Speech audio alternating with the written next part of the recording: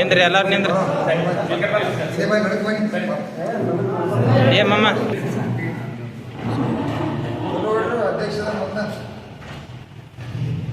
ಅಧ್ಯಕ್ಷ ಸೋಮವಾರ ಬೆಳಿಗ್ಗೆ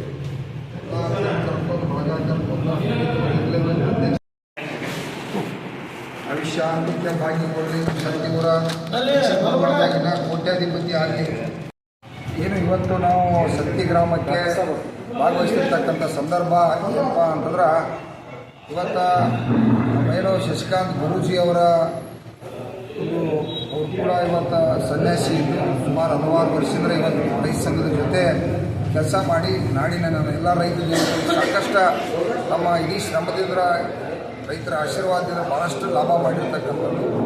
ನಮ್ಮ ರೈತ ಅಂದರೆ ಒಂದು ಆಶ್ರಯ ಬೇಕು, ಅವರಿಗೆ ಅಷ್ಟೇ ಅಲ್ಲ, ರೈತರಿಗೆ ಆಶ್ರಯ ಬೇಕು, ರೈತ ಸಂಘಕ್ಕೆ ಆಶ್ರಯ ಬೇಕು, ಹೋರಾಟಗಾರಿಗೆ ಒಂದು ಆಶ್ರಯ ಬೇಕು, ಯಾರಿಗಾರು ಕಷ್ಟ ಇರ್ತಿರ್ತಕ್ಕಂಥ ಒಂದು ಆಶ್ರಯ ಬೇಕು ಅಂತೇಳಿ ಶ್ರೀ ರೈತ ದೇವರುಗಳ ಶ್ರೀ ಮಠ ಅಂತೇಳಿ ಈ ಜಗತ್ತಿನಾಗ ದೇಶದಾಗ ಇಲ್ಲೂ ಕೂಡ ರೈತ ದೇವರುಗಳ ಮಠ ಅಂತೇಳಿ ಗೊತ್ತಿಲ್ಲ. ಅದಕ್ಕೆ ನಾವೆಲ್ಲ ರೈತ ಸಂಘದವರು ಈ ಭಾಗದ ಎಲ್ಲ ಪರಮ ಪೂಜ್ಯರನ್ನ ರೈತ ದೇವರುಗಳ ಮಠ ಅಂತೇಳಿ ಮಾಡಬೇಕು ಅನ್ನುವಂಥ ವಿಚಾರ ಇಟ್ಕೊಂಡ ಗ್ರಾಮಕ್ಕೆ ಬಂದರೆ 1,080 ರೂಪಾಯಿ ಬಡ್ಡಿ ಐತಿ. ಈಗ ಒಬ್ಬರ ನಾವೆಲ್ಲ ಕೊಡ್ರಿ, ಸಾಕಷ್ಟು ಕಬ್ಬು ಬೆಳೆಗಾರರಿಗೆ ಒಂದು ಹೋರಾಟದಿಂದರಾಗೈತಿ.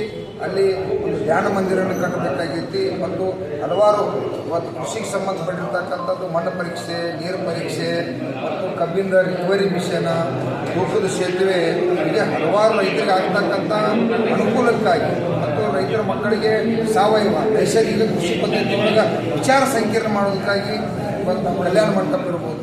ಹೀಗೆ ಹಲವಾರು ವಿಚಾರಗಳನ್ನ ಈ ರೈತ ಕಲ್ಯಾಣಕ್ಕಾಗೋದಕ್ಕಾಗಿ ಇವತ್ತು ಶ್ರೀ ರೈತ ದೇವರುಗಳ ಮಠ ಅಂತೇಳಿ ತೀರ್ಮಾನ ಮಾಡೋದು.